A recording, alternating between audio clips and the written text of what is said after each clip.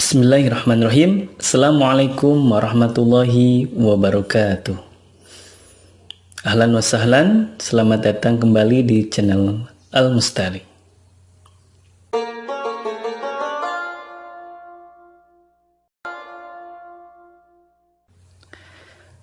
Teman-teman sekalian, setelah beberapa video saya membahas tentang tasbih dan juga pembagian tasbih dari kelengkapan rukun-rukun tasbih.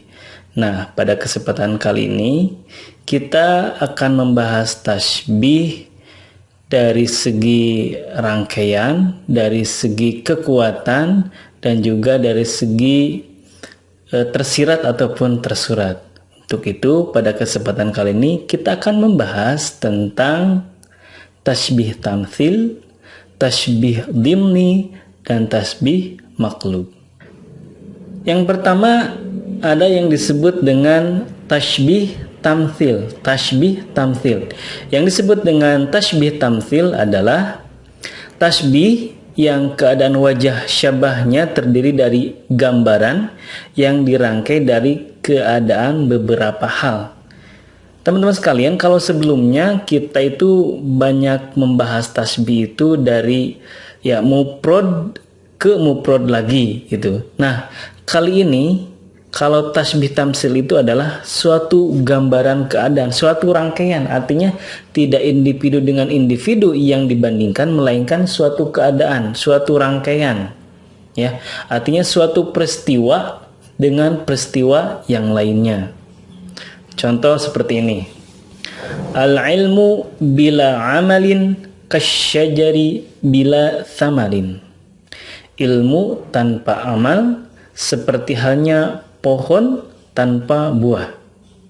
Di sini tidak membandingkan al-ilmu kasyajari, tidak seperti itu. Tetapi di sini ada tambahannya, yaitu bila amalin, yang mana kasyajari juga dilengkapi dengan bila thamarin. Nah, tasbih seperti ini, ungkapan seperti ini itu disebut dengan tasbih tamtsil. Contoh yang lainnya yang sering kita dengar adalah al-ilmu fis sigori kanaqsi fil hajar, yang artinya ilmu ketika kecil itu bagaikan ukiran di atas batu. Nah, tasbih ini juga, ungkapan seperti ini merupakan contoh dari tasbih tamtsil. Tentunya di Al-Quran juga banyak ayat-ayat yang mengandung tasbih tamtsil. Di antaranya surat Al-Baqarah ayat 265. Wa mathalul ladzina yunfiquna amwalahum ibtigha'a maradatillahi wa tathbitan min anfusihim kamathali jannatin birabwatin asabaha wabilun fatat ukulaha di'fain fa illam yusibha wabilun faton wallahu bima ta'maluna basir. Yang artinya, dan perumpamaan orang-orang yang membelanjakan hartanya karena mencari keriduan Allah dan untuk keteguhan jiwa mereka, seperti sebuah kebun yang terletak di dataran tinggi yang disiram oleh hujan lebat. Maka kebun itu menghasilkan buahnya 2 kali lipat. Jika hujan lebat tidak menyiraminya, maka embun pun memandai. Dan Allah Maha melihat apa yang kamu perbuat. Teman-teman sekalian, dalam ayat ini terdapat uslub tasbih tamtsil yang mana membandingkan seseorang yang sedekah karena mencari keridhaan Allah dan untuk ketetapan dirinya, itu seperti halnya kebun yang berada di dataran tinggi yang disebut, dan hasilnya itu 2 kali lipat seperti itu. Dan seandainya pun kalau tidaklah disiram oleh hujan lebat, maka dengan adanya embun pun itu cukup untuk menyiraminya kebun tersebut, sehingga tetap menghasilkan hasil yang melimpah seperti itu. Artinya ya, sedekah itu seperti itu. Nah, uslub seperti ini dinamakan dengan uslub tasbih tamtsil. Yang kedua, ada yang disebut dengan tasbih dhimni. Tasbih dhimni ini artinya tashbih yang tersirat. Kalau sebelumnya dalam tashbih tamtsil itu kan ada kata asbaha atau kamathali atau mathalu seperti itu. Artinya di sana disebutkan bahwa ini bagaikan atau seperti atau halnya atau laksana seperti itu. Nah, kalau dalam tashbih dimni ini tidak disebutkan. Maka dapat kita definisikan tashbih dimni adalah tashbih yang musyabbah dan musyabbah bihnya tidak disebutkan secara tersurat atau secara gamblang, tetapi dapat difahami dari konteks kalimatnya. Contohnya, tarjun najata walam tasluk masalikaha innas safinata la tajri 'alal yabas. Yang artinya, engkau mengharapkan kesuksesan, tetapi engkau tidak jalani jalan menuju keberhasilan itu. Sesungguhnya kapal laut tidak mungkin berjalan di atas daratan. Nah, di sini bait yang pertama merupakan musyabbah, sedangkan bait yang kedua merupakan musyabbah bihnya. Di sini tidak disebutkan bahwa perumpamaan kalau kita mengharapkan kesuksesan tetapi tidak mau melalui proses kesuksesan itu seperti halnya kapal laut yang belajar di darat gitu ya. Ya artinya nggak akan sampai ke tujuan semacam itu.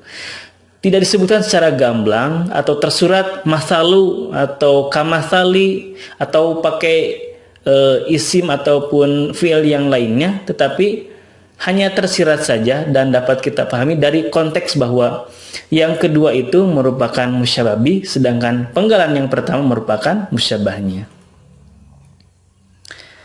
Yang ketiga ada istilah tashbih maqlub. Tashbih maqlub artinya tashbih yang tertukar. Apa yang tertukar ya? Nah, yang tertukar di sini adalah yakni menjadikan posisi musyabbah sebagai musyabbah bih dengan anggapan bahwa wajah syabah pada musyabbah lebih kuat.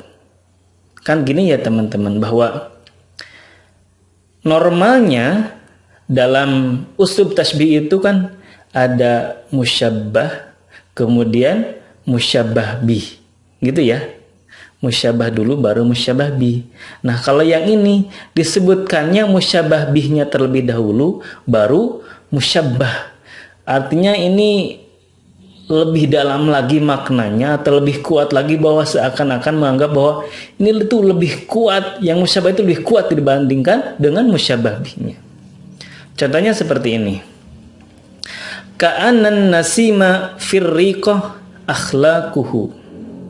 Yang artinya bagaikan angin sepoi-sepoi akhlaknya pada kehalusannya. Yang menjadi musyabbah adalah akhlaquhu, yang menjadi musyabbah bih adalah an-nasima, dan firriqah merupakan sifatnya atau wajahnya. Nah, asalnya ungkapannya seperti ini, akhlaquhu kan nasimi firriqati, yang artinya akhlaknya itu seperti angin sepoi-sepoi dalam hal kehalusannya. Artinya ini normalnya. Nah, tetapi ini dibalikan, yang mana posisi musyabbah bihnya itu didahulukan, kemudian musyabbahnya diakhirkan, dengan anggapan bahwa seakan-akan bahwa musyabbah itu lebih kuat daripada musyabbah bihnya. Itu teman-teman sekalian sekilas penjelasan tentang tashbih tamtsil, tashbih dhimni, dan juga tashbih maqlub. Semoga bermanfaat. Assalamualaikum warahmatullahi wabarakatuh.